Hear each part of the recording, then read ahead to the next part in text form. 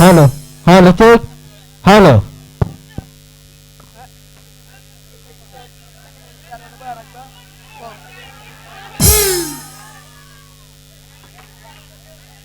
Hello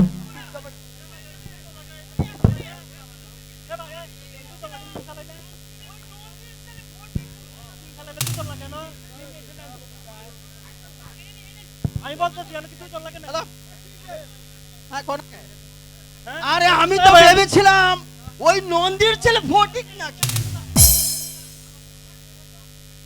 আর তোকে যে কি বলবো পেত্তি, এই রাত উপরে ঘরের বাইরে এসে কই করে বুঝি কি করবো দাদু, ঘুম যে আসছে না তাই। এই যুবরাজকে ডেকে এনে এই ঘুম তাড়াচ্ছিস কেমন? দাদু তুমি কিছু মনে করো না ভাই, हेलो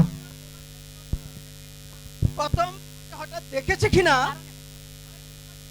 তাই তোমাকে এই ঘুম ভাঙিয়ে এখানে নিয়ে এসেছি। এই এক হতচ্ছারি, ওই হতচ্ছারি পেত্তি তোমাকে এখানে নিয়ে এসেছি। এ দাদু ভালো হবে না বলে দিচ্ছি কিন্তু।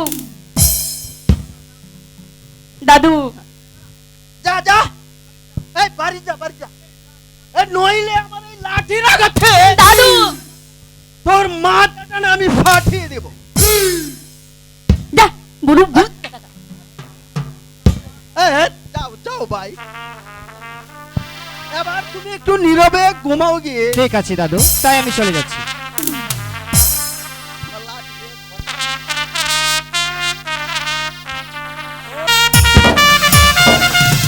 हेलो हेलो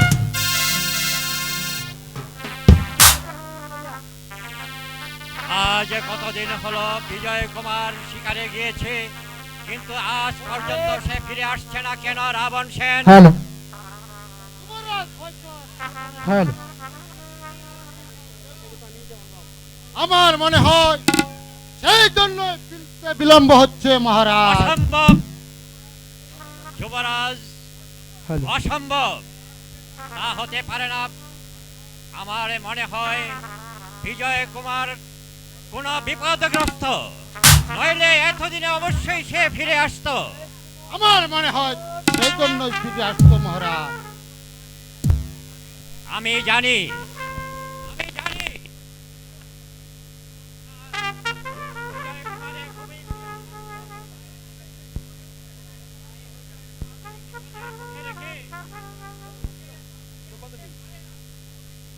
তবে কি মহারাজ আপনি বলতে চান যুবরাজ সত্যি সত্যি কোন বিপদের সম্মুখীন হয়েছে মহারাজ?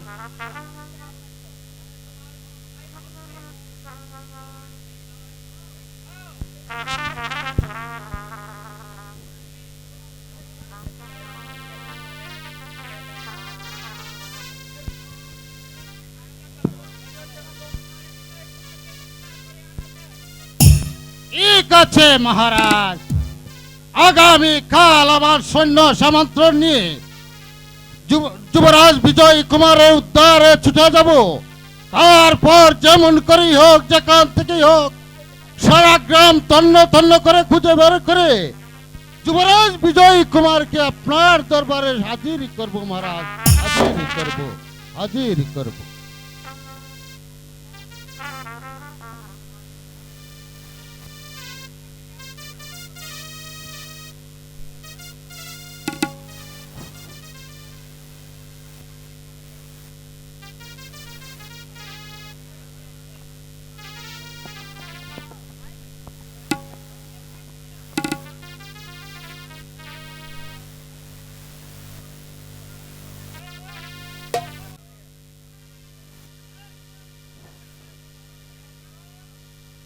হ্যালো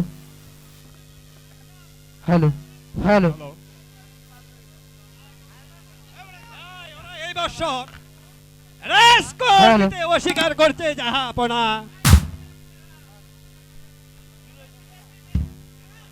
না জাহাপনা, আমি পরিষ্কার তাদেরকে বলে দিয়ে এসেছি, যদি তারা 1 সপ্তাহের ভিতরে রাজকর দিতে না অস্বীকার করে, তাহলে আমি আর এই চাবুকের মুখে এই রাজকর আদায় করে নিব জাহাপনা।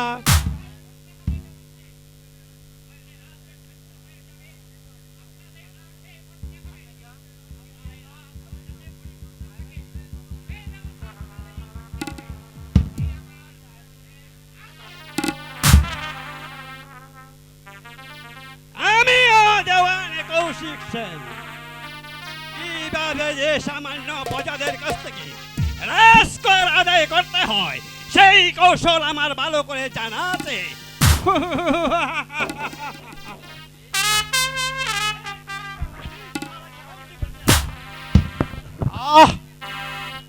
অযথাই তোমরা আমাকে এই রাজপ্রাসাদে তোমরা ধরে এনেছ কেন বলো? তার অপরাধ হ্যালো তাই নাকি? বেশ, তুই এখন যা, আমি এই শালাকে এখনই বুঝিয়ে দিচ্ছি বিদ্রোহ করার প্রতিহত কত ভয়ঙ্কর। বল, তোর নাম কি? শ্যামলকা। শ্যামলকা। শ্যামলকা বিদ্রোহ করবে কেন? অন্যায় ভাবে রাজস্ব আদায়ের অপরাধে। অন্যায় ভাবে? নয়তো কি যে প্রজারা দিনের পর দিন স্ত্রী পুত্র নিয়ে না খেয়ে দিন কাটাচ্ছে, তার প্রতিফল আপনার সৈনিকরা তাদের উপর চালিয়েছে চাবুক, আর আমরা সেই অকাত্রিত চাবুক আমরা সহ্য করবে না। তবে রাজস্ব না! হ্যালো। রাজস্ব দেব না, কিন্তু যদি কাঞ্চননগর কোনো সেনাপতি চায় তাহলে মাথা নিয়ে ফিরে আসতে আমরা দেব না। জানো তার পরিণাম কত ভয়ঙ্কর? হ্যাঁ জানি, আগে জানতাম না, কিন্তু এখানে এসে আমি বুঝে নিলাম। কি বুঝে নিলে? বুঝে নিলাম আমরা গরিব বলে সময়ের হাতের মার খেলে আমরা চলবে না। আপনাদের মতো শয়তানদের বিরুদ্ধেই আমাদের রুখে দাঁড়াতে হবে। একদিন আপনাদের হাতের চাবুক কেড়ে নিয়ে আপনাদের পিছনে মারতে হবে। তবে কি চাষার বাচ্চা, এখনই তোকে বুঝিয়ে দিচ্ছি এই চাবুক কার পিঠে পড়ে। বল হারামজাদা, এইভাবে রাজার লোককে আর অপমান করবে? আমি তো শুধু অপমান করে নেই, আমি শুধু প্রতিবাদ করে গেছি। আমাদের এই কাঞ্চননগরের প্রতিটি প্রজা বর্তমানের জন্য পাচ্ছে না 1 ফোঁটা কাপড়, আর খাবার বিক্ষুতা নিবারণের জন্য পাচ্ছে না 1 টুকরো অন্ন, ওর রোগে ভুগছে পাচ্ছে না 1 ফোঁটা ঔষধ। আমি তো শুধু তাদের পাশে দাঁড়িয়েছি। তাই? আচ্ছা, দেখা যাক তবে তোদের মুখ বন্ধ করতে পারি কিনা। বল বল আহ বল। আহ আহ আহ হুঁশিয়ার দেওয়ান কাকা, ওর গায়ে আর একটি চাবুকের আঘাত পড়লেই আমার হাতের পিস্তল কানা বিষমভাবে গর্জে উঠবে। কি বলতে চাও সুমন বাবাজি? আমি বলতে চাই ওই চাষারাই হচ্ছে আমাদের প্রাণ, তাই ওদের গায়ে আর একটি চাবুকের আঘাত মারতেও দেব না। তাই নাকি? বেশ,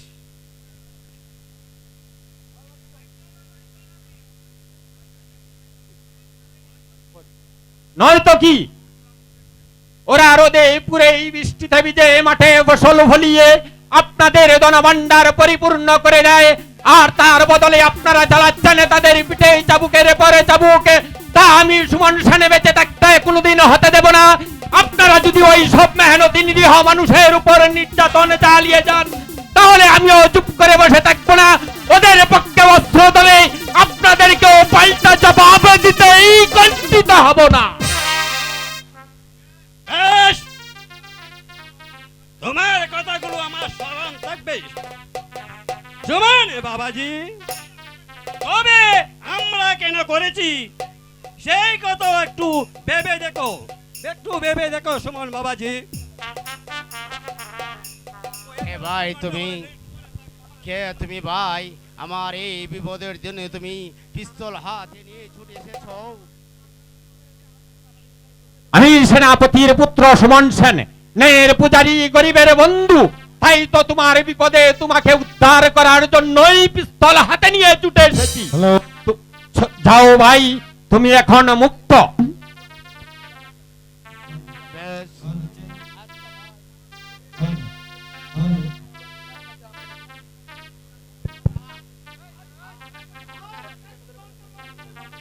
কি বলবে?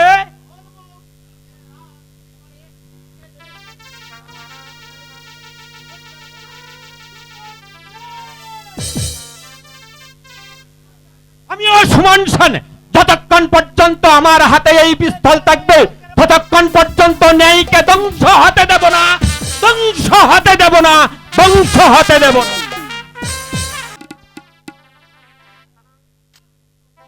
না, কতক্ষণ হলো গিয়েছি? হ্যালো, এখনো ফিরছে না। ওকে না দেখা পর্যন্ত আমার যে ঘরে কিছুতেই মন টিকছে না। দাঁড়াও, ঠিক আছে, এই অবসরে আমি মালাটা কেটে নিই।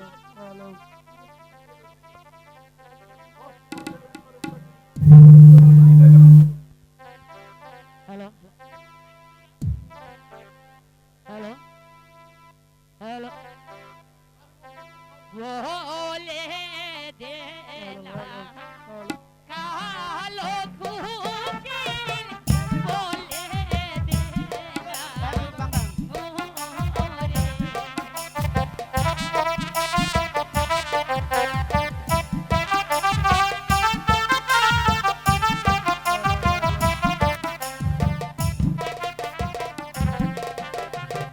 বলে দে না কালো কুকিল, বলে দে না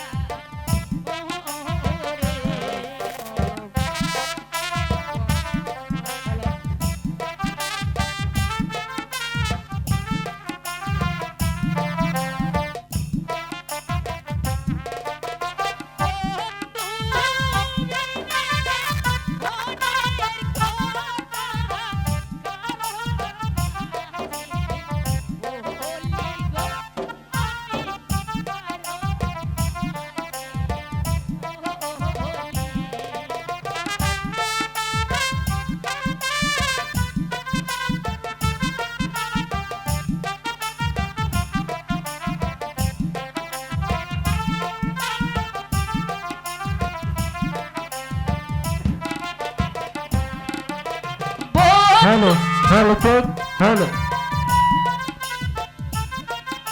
হ্যালো আর হ্যালো বই আমি কারো। হ্যালো হ্যালো, দেখো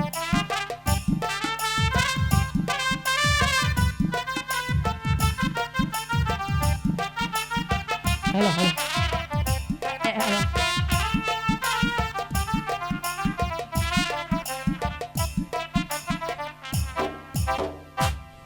মালা, মালা, সত্যি মালা, তুমি কি জাদু জানো মালা?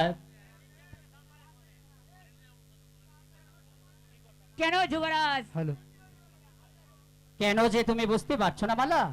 আজ এতদিন হলো প্রাসাদ থেকে বেরিয়েছি শিকারের উদ্দেশ্যে, এসেছি তোমাদের এখানে, আর যাবার নামটি নেই।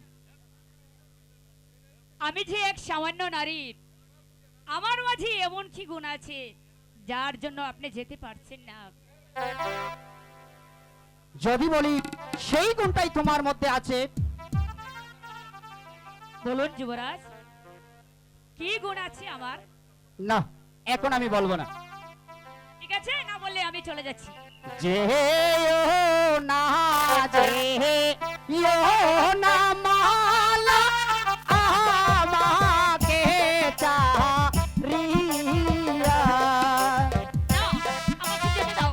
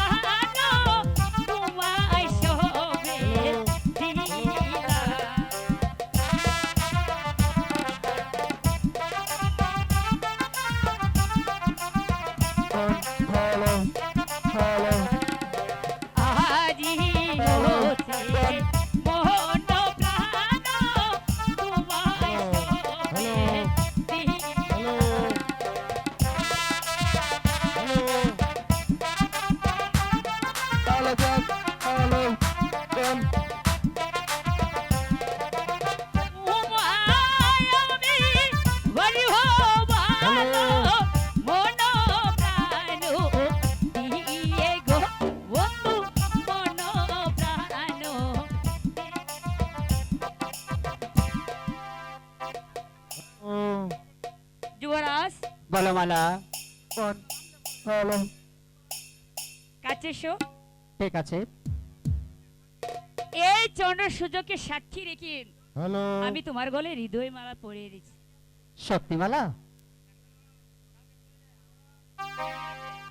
যুবরাজ, বলো মালা।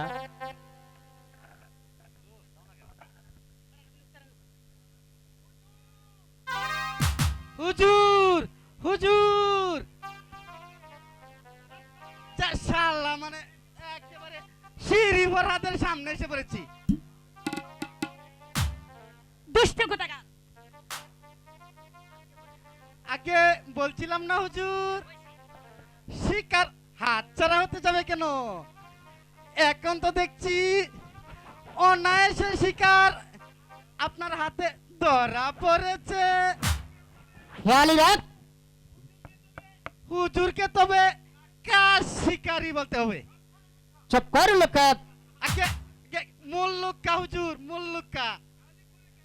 খেয়ালি রেখে বল, কেন এখানে এসেছিস? বল।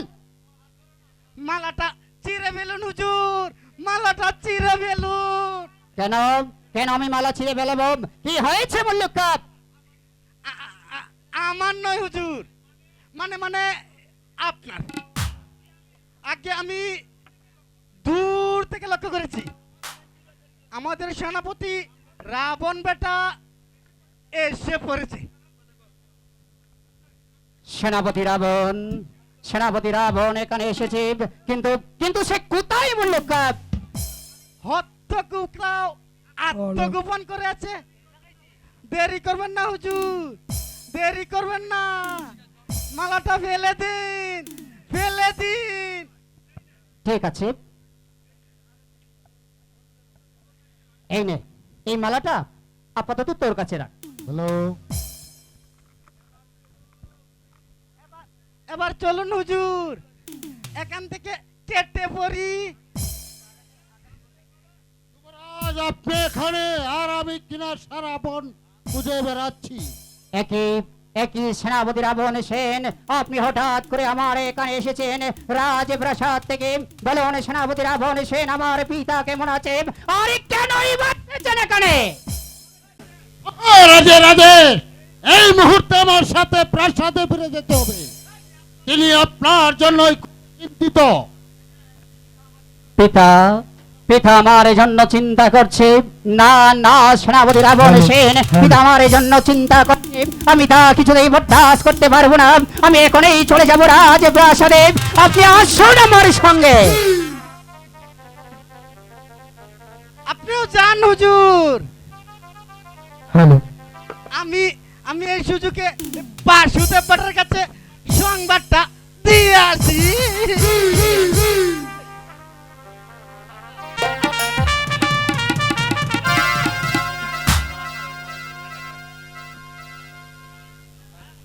আমার অভিযোগ যুবরাজ বিজয় কুমারের বিরুদ্ধে। বলো বলো রাবণ সেন, কি তোমার অভিযোগ? আমার অভিযোগ যুবরাজ বিজয় কুমারের বিরুদ্ধে। বলো বিজয় কুমারের কি অপরাধ? বলতে যে সাহস পাচ্ছি না। নির্ভয়ে বলো নির্ভয়ে বলো রাবণ সেন। যুবরাজ শিকারে গিয়ে এক ভিখারির মেয়েকে ভালোবেসে শ্যামলগড়ের মান মর্যাদা সবই ধূলিসাৎ করে দিচ্ছে যাচ্ছে মহারাজ। রাবণ সেন, যুবরাজ বিজয় কুমারের বিরুদ্ধে এমন কুৎসা রটনা করতে তুমি সাহস পাচ্ছ? আর এক বিন্দু মিথ্যা বলিনি মহারাজ। যুবরাজকে খুঁজতে গিয়ে আমি স্বচক্ষে দেখেছি সেই ছোট লোকের মেয়েটা যুবরাজ বিজয় কুমারের বাহুবন্ধনে। চুপ করো রাবণ সেন, তুমি চুপ করো। আমি যে আর ভেবে পাচ্ছি না যুবরাজ বিজয় কুমার কেমন করে এত নিচে নেমে গেল। হ্যালো আমিও তো তাই ভাবছি মহারাজ। যুবরাজ কেমন করে আপনার মান মর্যাদা বিসর্জন দিয়ে একটা ভিখারির মেয়ের সাথে কেমন করে প্রেম বিনিময় করতে পারলো মহারাজ? না না না, অসম্ভব, তা হতে আমি দেব না। তোমার কথা যদি সত্য হয়ে থাকে রাবণ সেন, তাহলে সেই লম্পট ভিখারির বাচ্চাকে আমি এমন শাস্তি দেব যা দেখে কেউ কোনোদিন বামন হয়ে যাতে হাত বাড়াতে সাহস না পায়। তাই করতে হবে মহারাজ, তাই করতে হবে। নাইলে সেই কলঙ্কিনী হয়তো আপনার মাথায় কলঙ্কের পসরা তুলে দিত। কুণ্ঠিত হব না মহারাজ, কুণ্ঠিত হব না। তবে শুনুন মহারাজ, তার পূর্বে যুবরাজকে আমার সম্মুখে জিজ্ঞাসা করে দেখুন এই শিক্ষা সে কোথায় পেয়েছে। আহা হা রাবণ সেন, আমি তাই করব। এখনই বিজয় কুমারকে ডেকে এনে জিজ্ঞাসা করব এই শিক্ষা সে কোথায় পেয়েছে। কে আছিস? যুবরাজকে এখানে পাঠিয়ে দাও। ও ভগবান, তুমি এমন সন্তান আমাকে দিয়েছ যে নারীর মোহে পড়ে নিজের মান সম্মান এমনকি পদমর্যাদা পর্যন্ত ভুলে যেতে পারে। পিতা, পিতা, আপনি আমাকে স্মরণ করেছেন পিতা? তুমি নাকি শিকারে গিয়ে এক ভিখারির মেয়ের প্রেমে আবদ্ধ হয়েছ। এই কথা আপনি কার কাছে শুনেছেন পিতা? সেনাপতি রাবণ সেনের কাছে। বলো, রাবণ সেন যা বলেছে তা সত্য কিনা? সত্য পিতা। পিতা, তুমি রাজপুত্র হয়ে সামান্য একটা ভিখারির মেয়ের কাছে কেমন করে তুমি প্রেম নিবেদন করলে? এ কি বলছেন পিতা? পিতা, পিতা গো, ভিখারি বলে ওরা কি মানুষ নয় পিতা? কেন বিধাতা তাদেরকে প্রেম প্রীতি ভালোবাসা দিয়ে এই মাটির পৃথিবী পাঠিয়েছিল বলো পিতা? তাদের কাছে তাদের পদমর্যাদা, তাদের মান সম্মান আপনি এত নগণ্য মনে করেন কেন? আই বুঝি তুমি তোমার পদমর্যাদার কথা ভুলে গিয়ে আমার মাথায় কলঙ্কের পসরা তুলে দিয়েছো। আমি জানি পিতা, মানুষ হয়ে মানুষকে হেয় প্রতিপন্ন করা কোন ধর্মের বিধানে নেই পিতা। কেন আপনি বুঝতে পারছেন না পিতা? আজ যদি আমার জন্ম এই রাজপ্রাসাদে না হয়ে ওই বাসুদেবের ঘরে হতো, আর বাসুদেবের নাতনি মালার জন্ম যদি ওই কুড়ের ঘরে না হয়ে এই রাজপ্রাসাদে হতো, তাহলে কোথায় থাকতো আপনার এই পদমর্যাদা? না না না, মানি না তোমার ধর্মের বলি। আমার আদেশ, এই কলঙ্কিনীকে তোমার মন থেকে মুছে ফেলতে হবে। আর শোনো, শিকারের উদ্দেশ্যে প্রাসাদের বাইরে যেতে পারবে না, মনে থাকে যেন। যাও। ঠিক আছে পিতা, আমি চলে যাচ্ছি। তবে যাবার পূর্বে আমি আপনার সম্মুখে দাঁড়িয়ে আপনারই পুত্র হয়ে প্রতিজ্ঞা করে বলে যাচ্ছি, যদি জীবনে সঙ্গী করতে হয় তাহলে আমি মালাকেই করব, যদি কাউকে বিয়ে করতে হয় তাহলে আমি মালাকেও করব। কারণ আপনার এই অন্যায় শাসন এই বিজয় কুমার কোনোদিন মেনে নেবে না, নিতে পারে না। আর যদি আপনি আমার বিরুদ্ধে ধরন করেন তাহলে আমিও বাধ্য হব আপনার বিরুদ্ধে বিদ্রোহ ঘোষণা করতে। মহারাজ, এবার তো নিজের কানে সব শুনলেন, আমার অভিযোগ মিথ্যা কিনা। আহা রাবণ সেন, হ্যালো। আমি তাই শুনেছি। যেমন করে হোক যুবরাজকে সে পথ থেকে ফিরিয়ে আনতে হবে। আমার মনে হয় সেই লম্পট ভিখারি বাসুদেবকে শাস্তি করার প্রয়োজন। আহা, তুমি ঠিকই বলেছ রাবণ সেন। আগে সেই বাসুদেব বেটাকে আমি একবার দেখতে চাই। তার কত বড় স্পর্ধা! যুবরাজ বিজয় কুমারের পিছনে তার কুলোটা মেয়েকে লেলিয়ে দিয়েছে। সেটাই উত্তম বুদ্ধি মহারাজ। তবে কি আমি সেই বুড়োটার সন্ধানে ছুটে যাব? এই যাও রাবণ সেন, যেমন করে হোক গ্রাম থেকে খুঁজে বের করে সেই জানোয়ারটাকে বেঁধে আমার দরবারে হাজির করবে। আর তাকে আমি এমন শাস্তি দেব যে যা দেখে কেউ কোনোদিন কোনো কল্পনাও করতে পারে না। আপনার আদেশ শিরোধার্য মহারাজ। এই রাবণ সেনকে পথ বদলে দিতে হবে না। সামান্য একটা গেও ভূতকে হ্যালো কিভাবে যে শাস্তি করতে হয় তাও আমার ভালোই করে জানা আছে, ভালোই করে জানা আছে।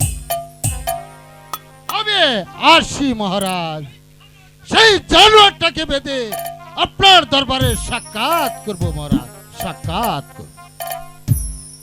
আশ্চর্য, যাকে আমি কোলে পিঠে করে মানুষ করে গড়ে তুলেছি, সেই কিনা তার পিতার উপর কলঙ্কের বোঝা চাপিয়ে দিয়েছে। নারীর মোহে পড়ে হিতাহিত জ্ঞান পর্যন্ত সে হারিয়ে ফেলেছে। আমিও সূর্যবাহ, এমন করে যে সেই শয়তানকে পথ বন্ধ করতে হবে সেই কৌশল আমার ভালো করে জানা আছে। আগে শয়তান বাসুদেব, তারপর বিজয় কুমার।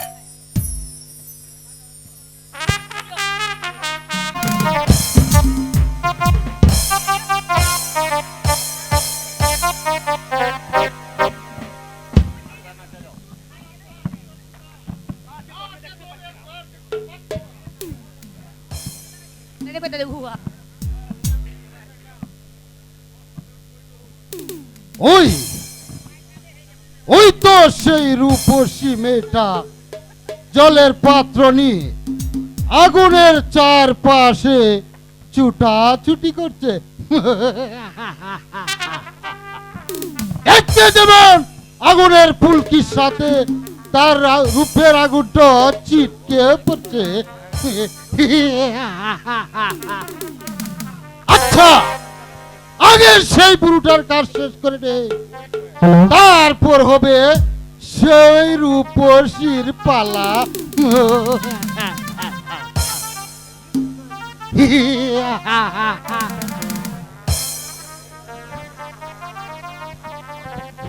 ওগো কে কোথায় আছে, বাঁচাও! আমাদের ঘর বাড়ি জ্বালিয়ে পুড়ে ছারখার করে দিচ্ছে, বাঁচাও! হ্যালো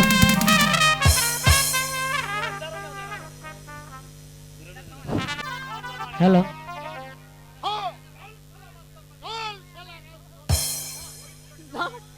না, আমি যাব না, আমি যাব না,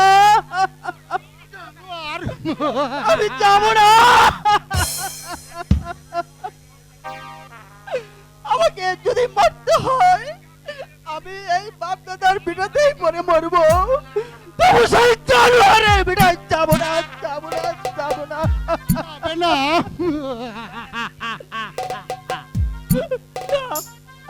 না, আমি যাব না। যেতেই তো হবে। আমার হাতের চাবুকেই তোকে নিয়ে যাবে। হ্যালো না না না না, সেনাপতি মশাই, আমাকে চার চাবুক পারো না, আমি যে আর সহ্য করতে পারছি না। পেশার বাচ্চা, না না, আমার দাদুকে মেরো না। সরে যা শয়তানি। ও সেনা গো, ও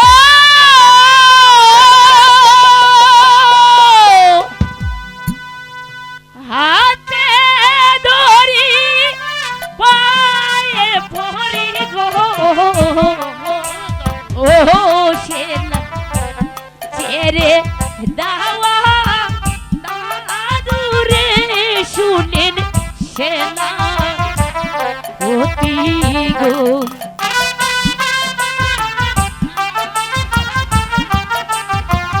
দাদু,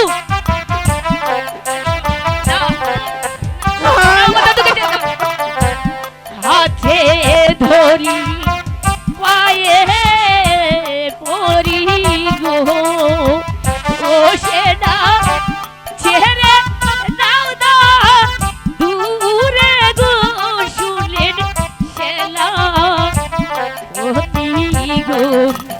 দাদু, দাদু আমাকে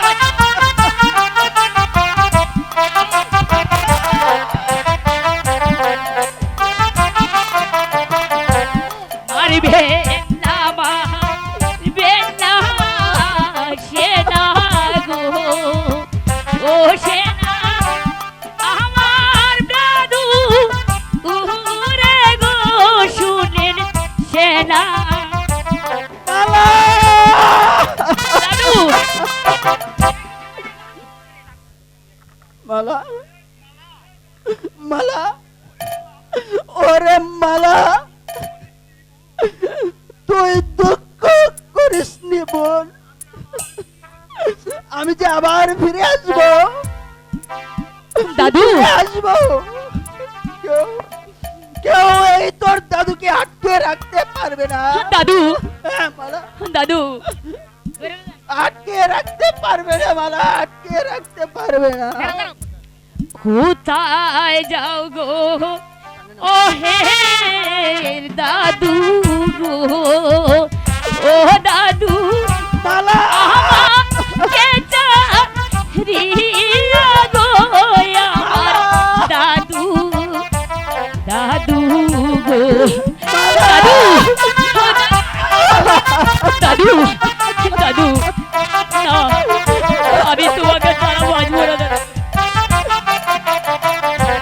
কোথায় যাও গো ও হে দাদু গো ও দাদু আমাকে চারিয়া গো আমার দাদু দাদু মালা শয়তান, না না বিনয় করে কয়া আপনারে গো ও সেনা ছেড়ে দাও দাও দূরে গো শুনেন সেনা হতি গো দাদু দাদু দাদু মালা কলঙ্কিনী, বিনয় করে কয়া আপনারে গো ও সেনা ছেড়ে দাও দাও দূরে গো শুনের সেনা বলে যা বলছি। দাদু মালা